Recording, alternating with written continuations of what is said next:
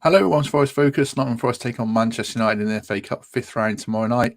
We'll preview that game in full, discuss Everton's points deduction reduction, and ask if Brentford are now in real trouble too after their defeat to West Ham, in the company of, first of all, Emily Anderson. Emily, good morning. How are you? Good morning. Very well, thanks. Are you okay? Yes, not too bad. Not too Good. bad at all. Good to have you with us. And our second guest today is Mikey Clark. Mikey, how are you doing? I'm all right, Matt. Are you good? Not too bad at all. Not too bad at all. If people in the comments let us know, if sometimes the volume's a bit up and down, so if someone's louder than someone else, drop it in and I can adjust accordingly. I say that because Mikey sounded really loud there, so I might just lower his volume. Right, Manchester United tomorrow night. Familiar foes, Emily. We've played them. Oh gosh, is this the sixth meeting now between the team? Even the seventh since promotion. So we know them well. How are you feeling about the game? I feel okay because I don't care if we win or lose, really, because I really currently care about getting 3 points in the Premier League. So if we continue in the FA Cup, that's fantastic. And, it'll be a great night under the lights at the City Ground. And, we managed to do one over on them last time when we beat them 2-1. And hopefully if the same sort of Man United team come out again, I think we could possibly get one over of them. And they've got their problems just like we have. I know Rasmus Hojlund's been such a huge influence recently. He took a while to warm up to the Premier League, but now that it looks like he's out injured, isn't he? So I think that really helps because against Fulham at the weekend, they just seemed all at sea without him. I just don't think they knew what they were doing. So I go into the match hoping to enjoy a good night of football, but I won't be crying if we end up losing. No, me neither. Just a quick thank you to Mad Genie McGenny. I'm not sure how you say it, for becoming a member. Appreciate that. As long as it's not Mad Billy. Who else was like? Oh yeah, the other day, Paul Bexon, Leo Beecroft, and Tim Robson also signed up overnight, which I really appreciate the support as well for those guys. And a few quick good mornings as well. Who should we say hello to? Greg Orham's here as normal. Marcus Gregg. Gavin Miss taking his daughter to the game for the first time in 3 years. James Mercer, Damon, Paul Robertson in Norway, Alex Farron, Steve Sully, Darren Hallam, etc., etc. Good to have you all with us. How are you feeling about the game, Mikey? Yeah, right. I guess the pressure's off, isn't it? A little bit like what Emily said. Saturday is absolutely huge, as is the remaining of our league fixtures. But this is a great opportunity for us to progress to the next round of the Cup. So anybody that watched Match of the Day or been watching Man U for the last few weeks and months know that they are fallible and beatable, as we proved in the league. So I just think we can go with the pressure off, maybe make one or two changes, see a few that haven't had chance to impress yet. I'm sure we'll talk about team selection in a bit. But yeah, feeling really, really relaxed. It's just a great opportunity, and it will be a great night. It looks like it's pretty much sold out, isn't it? So another great night under the lights. I know, I think they're fifth or sixth in the league. I haven't actually looked at that end of the table for a while, Emily, but I don't know. I don't want to get ahead of myself. It feels like they're not as good as Aston Villa and those other teams. Like there was this interesting video last night on Sky where they examined their midfield with huge open spaces, which we exploited at the City Ground, and they don't seem to have remedied it as well. You referenced Rasmus Hojlund been out, Luke Shaw's out as well. Yeah. I mean, do we just have to go into the game with kind of confidence and try and exploit their weaknesses as much as we can and be positive?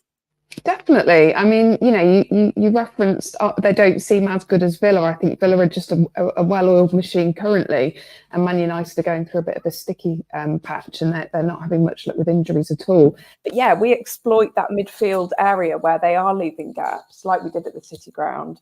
And I guess our players with pace could really, really exploit that. And let's just go for it and just see what we can get out of the game. Obviously, we don't want to embarrass ourselves and end up leaving ourselves defensively in trouble like we did against Villa. But it feels like, it's such a cliche, but this is a good time to play Man United in the FA Cup. They're not at full strength. They're clearly not firing on all cylinders. For whatever reason, Marcus Rashford has just gone off the boil again. And they appear to have a bit of a makeshift squad at the moment with those injuries. And Luke Shaw's so influential for them at the back. They're missing him as well. And yeah, that midfield area could be where we win our key battles. It's where we lost the battles against Villa, unfortunately. But maybe this is our chance to make up for those mistakes we made at the weekend. Yeah, you're right. I mean, Victor, what's his name? Lindelof has been playing left back as well, hasn't he? We saw, for us, a centre back playing at left back doesn't necessarily work. I suppose my United fans would be looking at us and say, well, actually, they've got left back problems. They can't have a settled midfield. They've got a different defensive pairing every week. It feels like a battle of two teams with weaknesses. Obviously, they're higher in the league than us, so they'll be favourites. But does it come down to who makes the fewest mistakes, in a sense? Honestly, yeah, it's such an interesting game, isn't it? I mentioned on the post-match stream on Saturday, sometimes, in fact, most of the time, you don't know what Forest are going to turn up. And it's the same with Manchester United as well. If the Man Utd team turns up that turned over Villa at home at their place a few weeks ago and produced an incredible second-half performance, then we might be in a bit of trouble. But if it's a team that's been stinking the place out away from home most of the weeks during this season, then we've got a chance. But it's the same with Forest. I think the pattern will be determined in the first 5 or 10 minutes, like it always is. Like Emily and I are going to the game together. I'm pretty sure, Emily, before 8 o'clock, we'll have the conversation and we'll have a guess at the score, because we'll know which Man U's turned up and which Forest have turned up. But that kind of makes it all the more intriguing, doesn't it? It could be 2-0, 3-0 Forest, or it could be the opposite way. You genuinely don't know. So it's a cup tie, isn't it? Anything can happen. It's going to be settled on the night as well, which is good. I like that. That avoids any additional fixtures for us in the running, and they'll be desperate to win probably their only trophy they can get this season. So it's all built for a really intriguing night at the City Ground. I've just noticed people from the USA and Qatar watching as well, Mike. You've got a worldwide audience. It's amazing. We do. Good morning to those people. Thanks for being with us. I think there was a lot of uproar, Emily, at the time around ticket prices, and the game's on BBC. So it's televised. But I had a quick look beforehand on the ticket website, and there's barely any tickets left. Literally a few in one block of the Peter Taylor stand. So are you hoping it's basically sold out? Are you still hoping there'll be a good atmosphere and that might be a factor? Because it was a factor, I think, in the win we had against them in the league just before Christmas or just after. Yeah, the game just after Christmas was in the in-between a bit, wasn't it? Yeah, great atmosphere. And again, it was an evening game, wasn't it? Tea time kickoff, which was great. And I guess what we found with the FA Cup games is a lot of the people that don't normally get to go to the City Ground in the Premier League might be there. So maybe some younger fans, and I know the ticket prices caused a bit of an issue, didn't it? Because they've been ramped up slightly by Forest, but it hasn't seemed to have put people off. We're a well-supported team. It doesn't surprise me at all that it's near on sold out on Wednesday. So yeah, I just hope we can get behind the team. I'm sure we will. And just remember that we can score goals now. So even if we go 1-0 down, we mustn't panic. Just know that we've got a goal in us. And just I apologise to Mikey in advance because we're sat next to each other on Wednesday, aren't we, Mikey? So I'm not the best person to sit and watch football with. I'll just say that. Mikey's not either. Don't worry. True. We can irritate each other then. That's great. Yeah, no, Mikey's good to watch football with, don't worry. The game I watched sat next to him was the Luton game, so anyone would have been tearing their hair out after by the end of that one, certainly. Hello to Upinder as well in Mumbai. We really are worldwide today, wow. So that's great. And thank you to Paul Morley for becoming a member as well. Appreciate the support, Paul. Let's just take a quick word for our sponsors as well while we're here before we get into our team lineups. Thanks as ever to the Trent Navigation. Obviously, the game is on it's on TV, so you can watch it on the big screen or inside the pub if you don't have a ticket. And obviously, pre-match there's the barbecue on offer and cask ales in the bars inside and out. And I'll play the Matt Ford plug for how good the nav is. So we'll see you in 33 seconds. And not just great beers, but immaculate inside. Cobs on the bar. What more do you want? I would say it was well priced as well. And then, obviously, as you know, the big shed outside and what they've done on match days is phenomenal. That's become, when I first started going, as a kid, I never really heard of the Trent Nav as like a big place to go. And then the last few years, it's really grown in stature as a pre-match place to go. I love it. And I love the fact that it's on the way to the ground. And I just love everything they've done with it. It's great. You don't get cobs on the bar anymore in pubs, do you? I don't think. No. Thank you to Ed Bradbury for becoming a member as well. Right, let's get back to the football chat and talk about our lineups for the game. They're broadly similar, but there are a few subtle differences to each of them. So we shall start with. I was going to start with Emily's, but it's not there. I'll add Emily's into the studio. We'll start with Mikey's, and then I'll put Emily's in. So I'll read this out as ever, and then Mikey can talk us through it briefly. Matt Sells in goal, Montiel returning at right back, Niakate and Murillo in central defence with Harry Toffolo left back, Danilo and Dominguez in midfield, and then three in behind, Divock Origi being Anthony Elanga, Gio Reyna, and then Callum Hudson-Odoi. Mikey, just talk us through your thinking there. Right, so this might cause a bit of debate, this team, but my thinking is around the team that I would like to see on Saturday against Liverpool. And the spine of that team would include Felipe, Williams, Ryan Yates, Gibbs-White and Taiwo. Therefore, none of those five make my starting lineup because there's a potential that this goes to extra time as well. And I want our spine to be basically the five players that have really made a difference in recent weeks, in my view. So the good thing is I guess the drop-off that we saw last season between our first 11 and maybe our second 11 was quite stark. It's not so much, I don't think, this season. So this team that I've picked still looks like a team very, very much capable of winning the game. So I brought Montiel back in because I think he needs the minutes. I think Niakate should play, but at centre-back, not at left-back. Toffolo returns. And then I guess the big decision that I had to make was around Gio Reyna. And I can't remember who said it, but on a previous episode you had, Matt, and they were talking about the financial package that must have been on the table for Gio to move here. There's not that many games left. He's barely kicked a ball. If he's not going to start in this game, what game is he going to start in, is what I would say. And it's a great opportunity to see what he can do. You could always bring Morgan on a bit later in the game if you need to.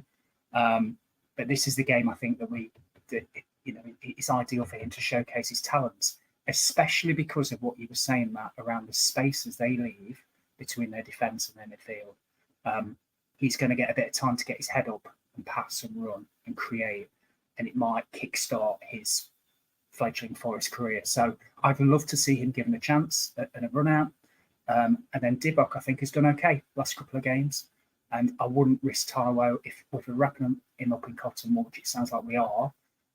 I really want to see him on Saturday. He was the difference maker against Liverpool last season, and he could be again. And I don't want to see him pick up any sort of niggle or injury or set him back at all. So potentially have him on the bench, but if it was me, I'd just tell him to stay at home personally. So that's the team I go with. I still think it's very, very capable of winning the game, and there still will be options on the bench if we want to change it. But I'd be comfortable seeing that team start the game at 7:45 tomorrow. Yeah, I think Nuno will go strong. I mean, I'll ask you about one or two quickly. No temptation to play Matt Turner in goal. I know sometimes clubs play cup keepers and league keepers. It's just, it sells his shirt now all the way, I guess, isn't it? It is, and it did cross my thinking a little bit. However, Sells is still very, very new to the team. He's still getting used to how we play and the guys in front of him. And again, great opportunities for him to play 90 minutes or 120 minutes in front of what could be pretty much the back four, give or take, maybe Felipe or Williams. Certainly the two holders. So it's just a good opportunity again for him to build up that familiarity with the team. And I think I'd be surprised if Turner or Lakodimos starts, if I'm honest. I think he goes with Sells until the end of the season. I think so. You're right. Yeah.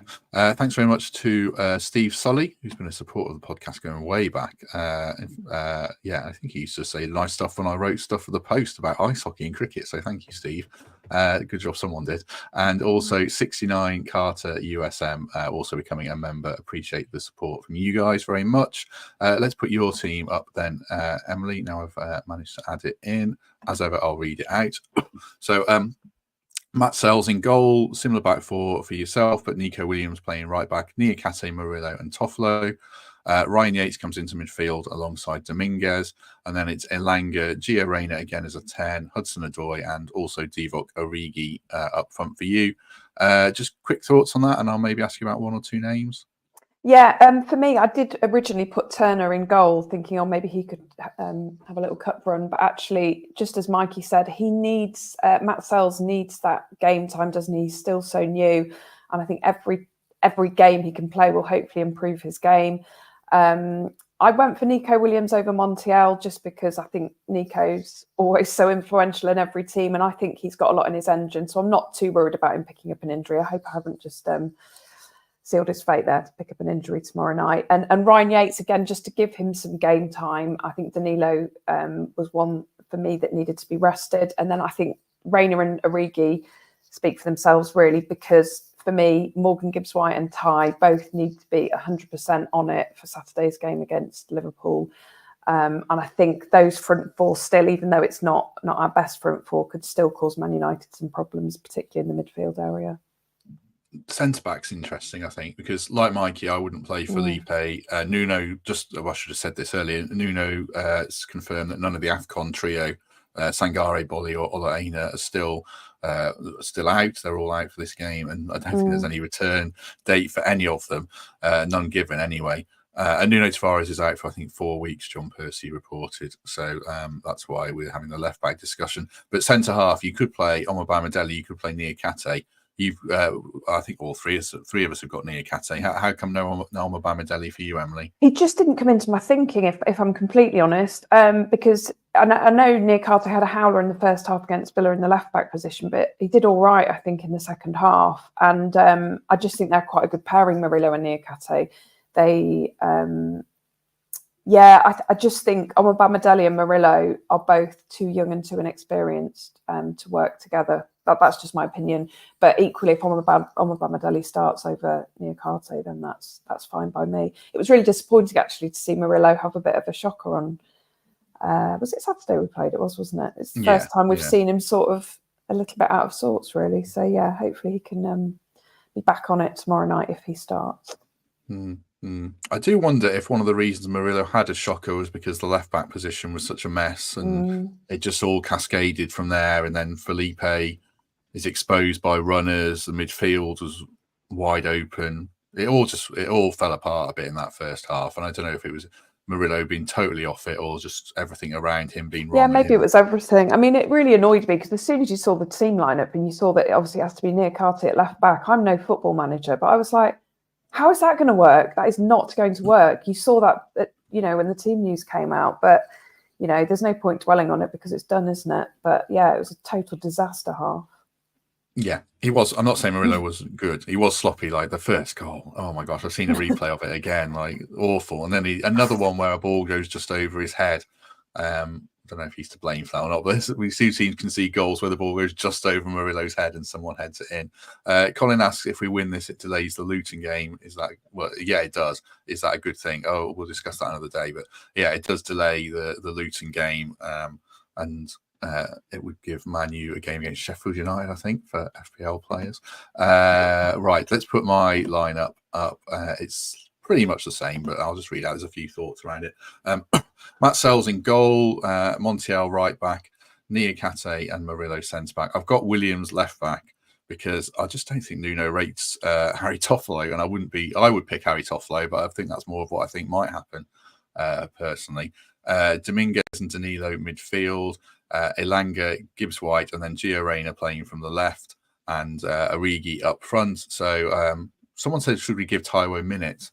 Yeah, ideally, if we had Chris Wood as a backup, but I'm just so scared that he'll get injured that I don't want to rely on Origi, although he did look bright and maybe he benefits from minutes as the flip side of that. If he plays well in this game, then he's got a game against his old club, Liverpool, at least coming off the bench, and does well in that.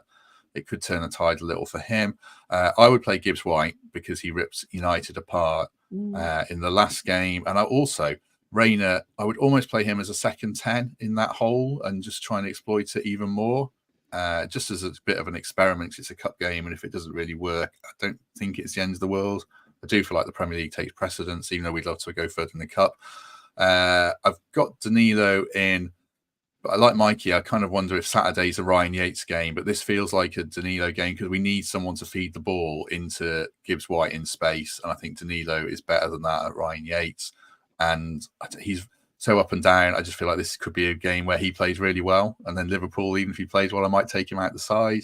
And then similar thinking to the other guys around the defence. Niakate, I would play maybe just for confidence. He had that first half nightmare, but he's been a good player for us in other games.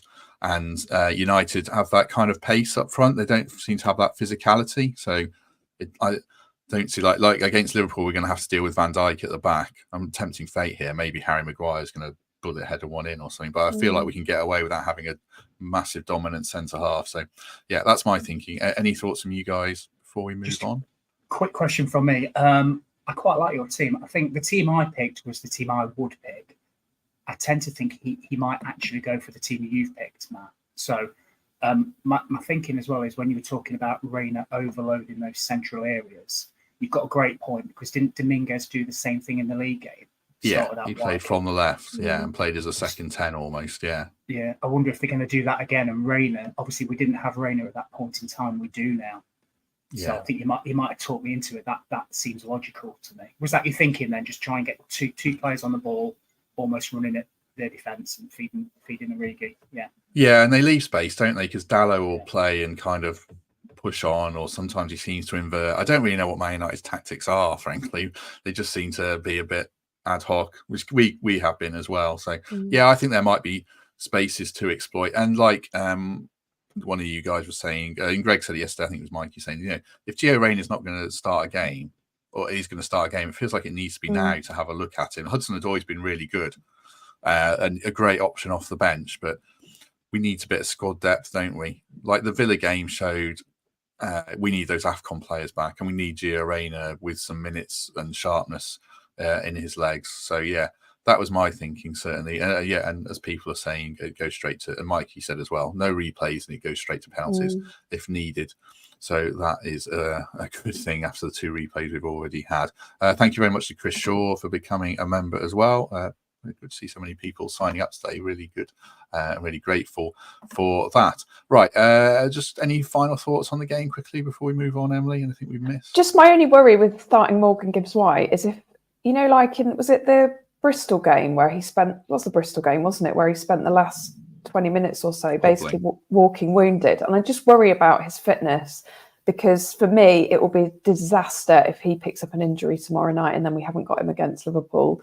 And also, if we've got Reina and Gibbs White on the pitch at the same time, who's on the bench? Who's coming on to relieve them at 70 minutes, 80 minutes, however many it be? That's my only concern. Is you've got your two really creative players playing together, but it might work, and if it works, then what do I know? Yeah, Hudson-Odoi, I guess, is your bench option. Yeah, I suppose. And Taiwo. I mean, Taiwo's probably going to come on.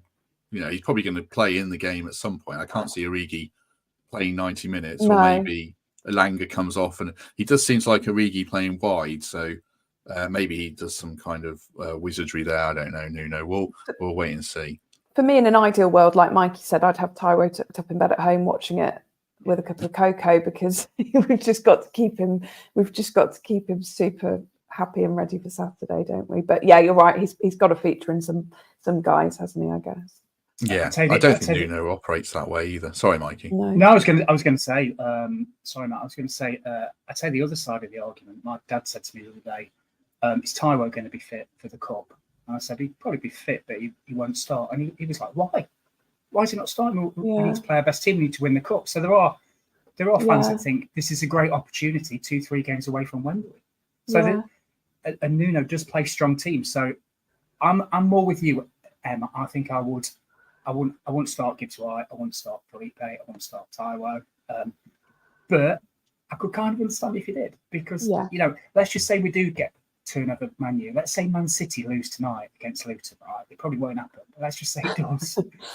Then you look who's left. You look who's left in the cup. We can beat all of them. So there is an opportunity.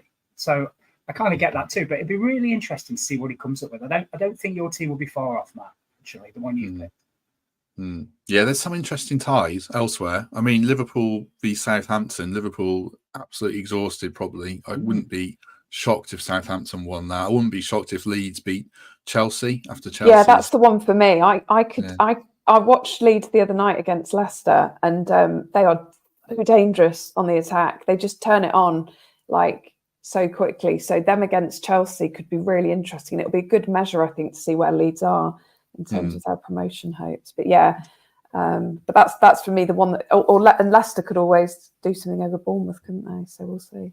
Yeah, they could. When's the Leeds Chelsea game? Is that tonight or tomorrow? I've got a feeling it's tomorrow. I was just thinking, let's just say they were both tonight. What would he change his team then? Do you know, thinking if we get through Man U, blimey, what an opportunity. Yeah, I've just looked, the Chelsea game's tomorrow. Yeah. Yeah, I think there'll be shocks. Yeah. Because Bournemouth, I could see that Leicester, I think the managers said they're going to play the reserve, basically. There's a few chaps doing some work here, fixing a fence and a garden. They're Leicester fans, and they were saying they're going to make changes. So I would probably back Bournemouth to win that one. I've heard from my source who lives here that apparently 9 changes for Maresca tomorrow night, but I think that's him trying to temper the fact that they might lose to Bournemouth. Yeah. Anyway, let's move on. Sorry. Talk Everton and the Premier League table. Everton had that 10-point deduction, now reduced to 6 points on appeal. I'll just put the Premier League table up actually, and we'll talk around that in general and get the guys' take on it. But it shows, for those who are listening not watching, Forest slip a place to 17th now on 24 points, 4 points ahead of Bournemouth, who've got that game in hand, in 18th, and Everton go up to 15th. Brentford on the slide, and we'll come on to them. And they go. I put it all up to Palace here, who are 13th on 28 points, so only 4 points ahead of Forest, with Burnley and Sheffield United in the distance. We shall come back to that table shortly, Mikey, but just in general, thoughts on that Everton points reprieve to an extent? Is it good for us? Is it bad for us? Or can we not read anything into it?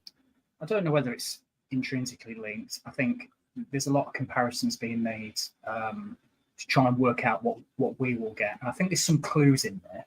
So I've not read all 70 odd pages of it, but I've read the snippets that have come out, and there's clues around what the independent panel was saying, that they saw a fair punishment. They were mentioning points rather than fines. They were talking about Everton being open and transparent, and the fact the Premier League didn't believe them, basically. I think that's the way I read it. And they weren't happy about that, so that's obviously impacted. Forest, by all accounts, have been very open and honest, and have basically gone cap in hand. So you'd like to think that kind of applies. My gut feel is it's not like apples and apples, but you are comparing the same ish. So my gut feel is that we will get a points deduction, but it will be smaller than perhaps a lot of us feared. So then once that's kind of in stone, we can then talk about how that kind of impacts us. But I think part of me didn't want them to get any points back, because obviously it moves them above us. But then the logical side of my brain is thinking, actually, this might be good for us, because if you read some of the wording, like I said, it does lend itself to think that maybe we might get a very harsh slap on the wrist, or at least just a small points deduction. So we'll see. I mean, the case is being heard next week, isn't it? Back end of next week, and we should find out by April. But we've still got time to put the destiny in our own hands. There's 12, 13 games left. There's games that are winnable. We can make this not even a conversation if we win the games that I believe that we can win, and we will win. But it's just nervous, isn't it? It's the cloud that's hanging over everybody, and it does affect you. But what I find really interesting as well, Matt, is the Luton manager, Rob Edwards, coming out and saying that throughout the whole season, they've just operated as if nobody's got any points deductions. So they've been operating. I don't know whether this is actually true, but he said they've been operating like Everton have had nothing, Forest got nothing, and they've had the bottom three mentality pretty much the whole entire season, and that might come to fruition almost. You don't know. So it's interesting that how will it affect players, because I know they say it doesn't, and you focus on control the controllables, focus on what you can. But if it was me, it'd affect me. Like I'd be thinking, we could win these games, or I could give the performances of my life, and I could wake up in the morning and we could be in the bottom three. So it would, because you're human beings, aren't you? It affects you. I'd rather know than not know. But I don't think you can draw major comparisons. But if you can, it's probably a good thing for Forest. Don't know whether you agree. That was my gut reaction when I saw it yesterday. It sets a lower tariff, which I hope would benefit Forest. I do think we'll get a points deduction because one of the things in the verdict was saying that fines aren't appropriate because, basically paraphrasing, Premier League clubs can afford virtually any fine within reason. We're not on an FFP charge because we're skins. It's because, well, partly I think the rules are wrong, but we've breached the rules that exist. So, yeah, I do think we'll get a points deduction, but I'm kind of optimistic it will be low enough to put it very much in our own hands. And it feels like Everton have got a second charge, so we'll see what happens there. But it feels a bit more increasingly like a shootout between us and Luton. And if we can't win that, then we deserve to go down. Frank, I would feel personally. What about you, Emily? Yeah, I feel much the same as you guys. I actually was quite happy when I saw that Everton had some points back because it's, short term, yes, they go above us in the table, but actually it could help us with regards to what we've said we've done. Although I know nothing about profit and sustainability and I'm by no means an expert. And my only worry is that they're two different charge sheets. So Forest have done this, Everton have done that. So just because Everton have been given points back, it doesn't mean they're going to go less harsh on us. But I hope they don't. I'm one of these people, until I see it in writing, this is what we're going to get. This is where you're going to be at the end of the season. I will not rest. I'm still in that kind of, and it's not like me, but I'm in that glass sort of half empty type camp, worrying that the points is what's going to take us down, and that will just be so wounding. But I hope not. And like you say, if we can't beat Luton to stay up, then we probably deserve our place back in the Championship. But hopefully that won't happen. I think so. Like Mikey said, our hearing is I think mid or early next month, and we'll find out by mid-April, and then we could appeal, and then we could find out after the season ends. So it's a nightmare, and we'll just wait and see what the next step is. One thing we do, what's happening there, Mikey? One team we do know about is Brentford. Lost last night to 4-2 to West Ham, who are in horrible form. Shout out to Chris Aylmer, friend of the show, who's on Sunday from Forest All Over. He was thrilled last night because he's got Jared Bowen in his FPL team and was messaging me very giddily. So, yeah. And obviously we want Brentford to keep losing games because we want them to get relegated, or a lot of people want them to get relegated. I'll just put the league table back up again. It's funny, we were talking about Palace being the ones to watch. Suddenly it looks like Brentford now, Mikey. They're in poor form. Mark was not suggesting, but Mark Sutherland was saying, hopefully Ivan Toney checks out because he's going to get his move. Are we thinking Brentford might be dragged into this properly now? Maybe. I suspect probably not, though. When you've got Ivan Toney up front, and he's barely played all season, so he's already going to be tired, I think they'll be fine. What interests me more about Brentford is probably next season. So that squad is a bit tired looking. I watched them last night against West Ham, and they pretty much got the same team they had 3, 4, 5 years ago. And it looks like it's been together maybe a season too long. So they probably want to freshen it up, and they will have to if Tony leaves, and they'll have the finances to do it. But let's just say they don't, and that squad stays together. It reminds me of the Tottenham squad that stayed together like 20 years, and then she just went down the pan. So if they come out of it this season, which I think they will, they'll have enough, I think. Next season, I think they'll really struggle. Although obviously Greg, who's on this podcast, is convinced they're in major trouble, and I hope he's right, because their form isn't great, is it? It's the same as Luton's. They've lost the last 3, Sheffield, so they're trending in the wrong direction, and let's hope that continues. But like I said a minute ago, it's all still in our own hands. You look at some of the fixtures we've got. I know the next couple of games are tough. But after that, this Luton, this Burnley, this Sheffield United, this Palace, you can win all of them. So if you win all of them, you're fine. So it's still in our own hands. I don't think it's panic stations just yet, but it is nice to see other teams like Burnley struggling after. I think Brentford have committed signing a striker from Belgian football, who's basically Tony's replacement already. He's got a good record there. Their upcoming fixtures are Chelsea at home, Arsenal away, Burnley away, Man United home, Brighton home, Aston Villa away, and then they have Sheffield United, Luton, Everton, Fulham, Bournemouth to finish the season, and then Newcastle last day. So I do think they'll be all right, personally. But it's interesting, Emily, that I was looking. In fact, I'll put this back up. One interesting point from this form table is absolutely no one is in any kind of form. You know, I think last 5 games, no one's won more than 1 game. Excuse me, apart from Palace, and one of those was Burnley at home with 10 men. So they would expect to win that. So we're sat here, aren't we, saying, "Oh, you know, Forest are terrible defensively," but every podcast for every other club is probably saying similar stuff, and it is still very much in our own hands, I think, isn't it? Yeah, definitely. And that's the reason why all those teams find themselves at the bottom half of the table, because we don't have that consistency. And am I right in saying Everton haven't won a Premier League game since mid-December? And that was against Burnley as well. Yeah, exactly. And I watched the West Ham Brentford game last night, and they did seem out of sorts. And although Tony did, you know, he did play his part in the game, I think Mark Southerns might be right that maybe he is starting to think about that move. And actually, because I was thinking, if Brentford are a sinking ship, he's obviously not going to stay on that ship, is he? I just think I've said this so many times, we've just got to focus on our own games and focus on what we're doing. My heart would love for Luton and Forest to both stay up, but I fear it's one or t'other of us. And obviously I hope it's us over them. And just briefly talking about FPL, Matt, I got rid of Bowen about 2 weeks ago.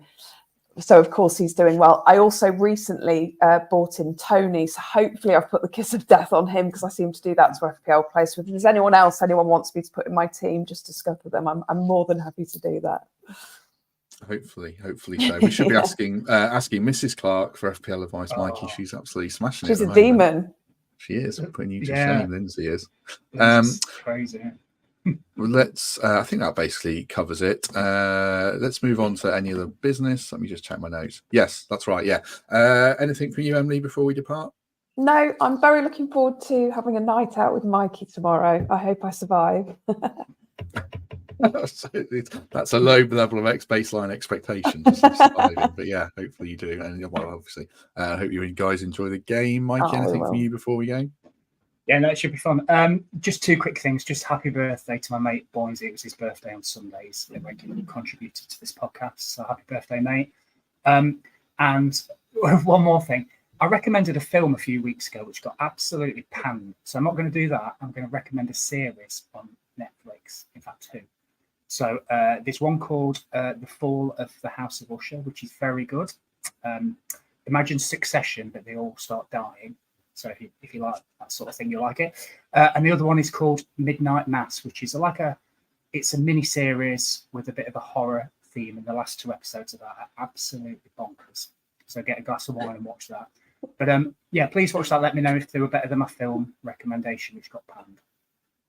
Very good, very good. We watched, I watched it for the 3rd time last night, June, because the second one's coming out in a couple of weeks, and my missus needed to be reminded what happened in it, Liz. So yeah, we watched that. I love that. It's a great film. So if anyone hasn't seen June, see that before the second one comes out. A quick shout out as well for Clacton Reds on Twitter. So that's at Thomas Cobb 1. He is running the London Marathon for the British Legion. Yeah. So at Thomas Cobb 1 on Twitter, if you want to donate to him and support a fellow Red running the London Marathon, I said I would give him a shout out. Right. I think that covers everything. We are back tomorrow post-match with Mark and Pete to review the game, and then Thursday with Fletch and Greg, and then Friday a Liverpool preview. Can't remember who that is. And then Saturday post-match with Mark and Chris. Yeah, so a busy week ahead. Thanks very much for joining us as ever. Emily, thank you. Thanks very much. Oh yeah, look, Greg, what's the schedule for the rest of the week? There you go, and I'll put it in writing as well somewhere as well. Mikey, thank you very much. Cheers, and thanks everyone. I enjoyed the comments today. Some really good discussions and questions and stuff on it, and people from all over the world. And I used to live in Mumbai, and it's an amazing city. So it's just taking it back to when I used to live in India. But thanks, guys. Yes, comments were very interesting today. Enjoyed the debate as ever. Yeah, have a good day, everyone, and we shall see you tomorrow.